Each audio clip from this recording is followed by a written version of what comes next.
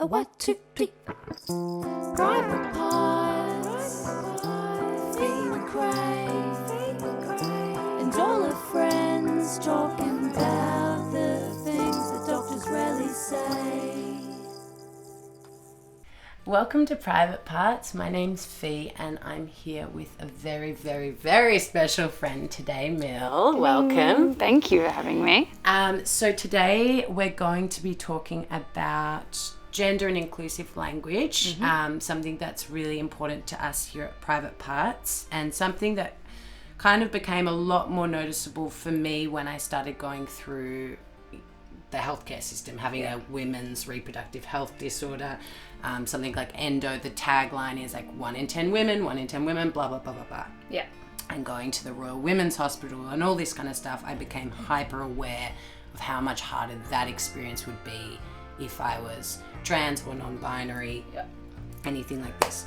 So the reason I've got Mill here today is to chat us through Inclusive Language 101. Cool. Yeah. Do you want to just go for it? Yeah, let's jump in. Okay, cool. It's weird like hearing you say that when you're going through something that what the health system deems a specific gender's issue, how many times they can fit the word women into a sentence about something. It's like, as a woman, this is a woman's issue, and you there, lady girl, you must be a woman to experience this womanly thing. It's like, okay, maybe could you just, it's my thing, it's not just a woman's thing. I think like you and I have had heaps of conversations about this over the I mean, we've been friends for years, but we talk about it all the time and how it affects your day to day.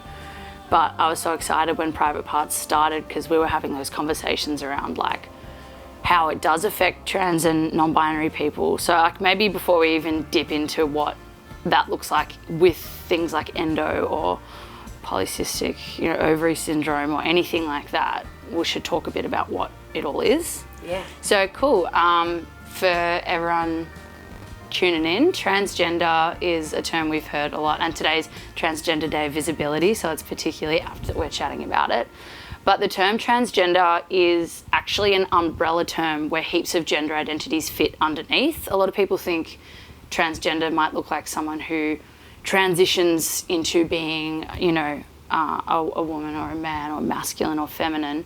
But transgender is just an umbrella term that means anyone that doesn't identify with the gender they were assigned at birth. So, I was born this little baby and the doctors are like, welcome to the world, this is a little girl. And so my world looked like all the things that you expect a girl to look like. And then growing up, I was like, that doesn't actually feel right for me.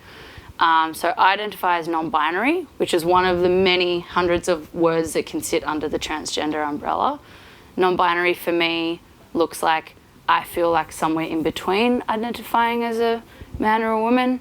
Some days I feel more towards feeling masculine. Some days I feel like I could inhabit a bit more of a feminine space and feel comfortable. But anyone that identifies as gender diverse or non-binary or gender non-confirming, these are some of the language that we can use around it. They can just like sway on that spectrum however they feel. It's pretty actually liberating and empowering when you think about like not feeling trapped into any one way of being. So yeah, transgender is anyone that doesn't align with what they were assigned at birth. And there's another term to go alongside that, which is cisgender. Have you heard that? Yeah, you got. Yeah, you heard. But explain it. I'll explain it. Cool. So I've never heard of it. I have never heard of it. So I identify as transgender and specifically non-binary. You, as far as I know, do identify with the gender you were given at birth, which means that you are cisgender. Because cis means following along the same line. Transgender means going across. So they're just, the reason you would say, I'd say Fee is cisgender and I am transgender is because they're two equal terms that accurately describe what that person identifies with, as opposed to saying normal and transgender. Like that doesn't make you feel particularly great. Being like normal and abnormal, it's like cisgender, transgender is like a pretty equal way of talking about someone's gender. So what we've covered cisgender, and we've covered what transgender means as an umbrella term. I think like when we're talking about particularly like health systems, it can be really tricky for trans people in those systems to either feel accepted or cared for. It can be really scary. It can be really like confronting. It can mean like one of the major problems facing the trans community is that 80% of trans folk don't seek healthcare because they're so scared of what that's going to look like when they get in there. So something like having pain, like having uterus pain, for example, might get to the point of like such extreme pain that it could have been prevented. Like it might get to a point where cysts are getting really, really, really bad, but they don't want to go because they don't want to explain, oh, I'm a trans man and I still have ovaries, and you're talking constantly about this being a women's issue, but I don't know, it's not me. So yeah, it's complex, there's so much to it, but I think the best way that we can start trying to include trans people in these conversations is, and I've seen you do it like so well, is being like people with ovaries or people who have endometriosis, or, you know, really like broad terms that could include a lot of different people. Not saying women have endometriosis, like people who have endometriosis. So those kind of like broad inclusive ways of talking about it. I think like just having a space for people to, like opening up a space for people to talk about pronouns. So for people that don't know, pronouns are the little like gender markers we use in place of our name. So as a non-binary person, I don't identify with being a woman or a man. I use they, them pronouns, so they can be used in the singular. People get a bit freaked out by that, but what that might look like in a sentence is like, Mill is my friend, they have polycystic ovary syndrome, which I do. So that's, they have this thing. And you do it all the time. Like if you don't know the gender of your doctor or someone's doctor, you'd be like, oh, you went to the doctor, what did they say? Yeah. You know, like people do use that all the time.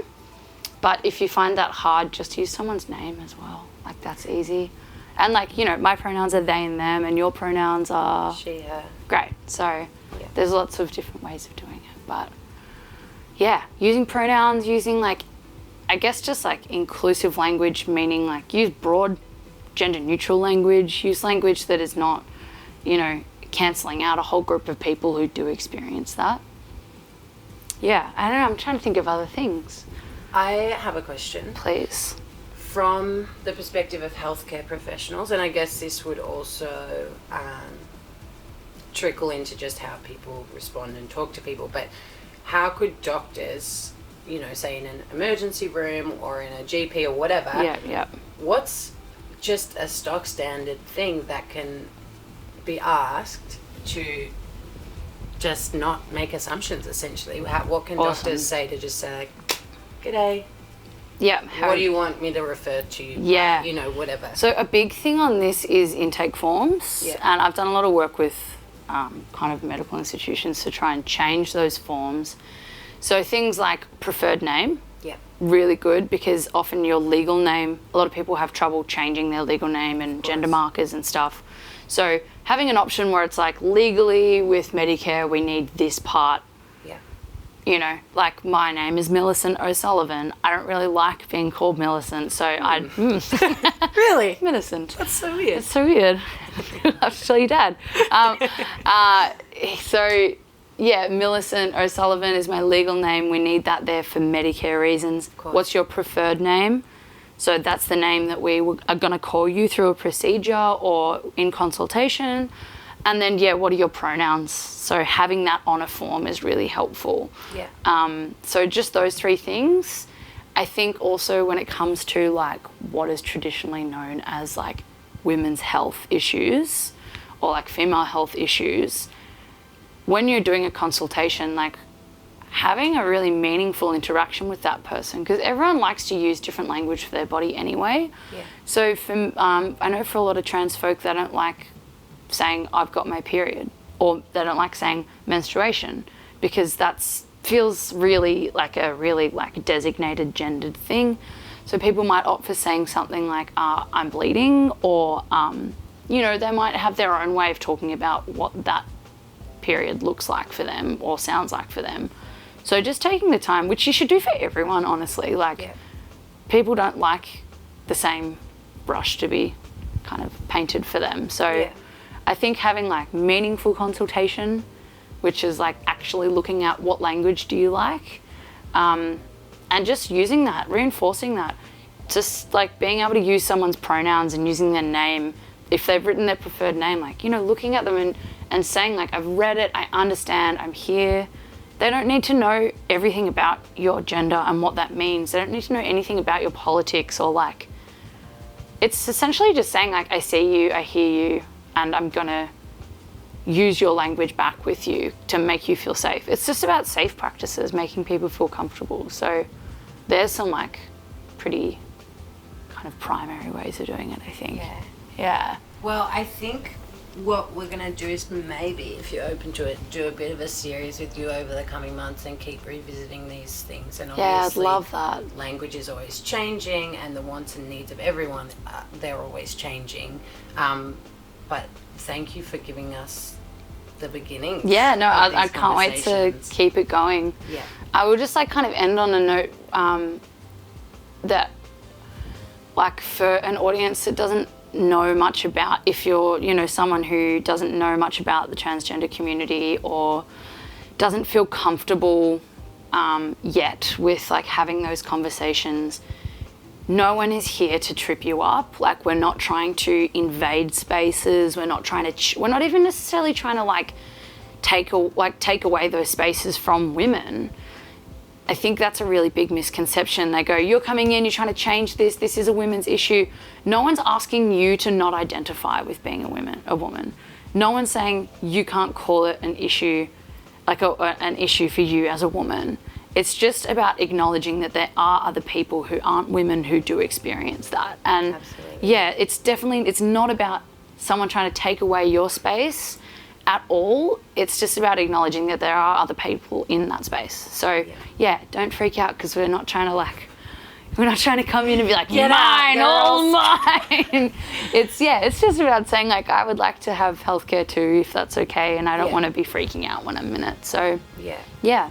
And just learn, talk, listen. You know, we're actually pretty good at like including you into it, and you know, no one's trying to like find where you've made mistakes. Like, as long as you show that you're interested in treating someone as a human being and like treating them with respect, like I guarantee you they're going to be like so happy and stoked that you're trying, and that's all we ask. So yeah, thanks for having me, mate. I love you. Love you, thank you so much. You're welcome. Perfect. Was it all right? Was it too much? It was. Do you want to do it again? I mean, yeah, definitely. You didn't cover anything we wanted to talk about. Was it too much or anything? We should just can the whole project. Yeah. Fucked it. Can you just throw your camera on the ground? I'm really nervous. No, that was so perfect. You can just smash it. Thank Delete you it so all. much.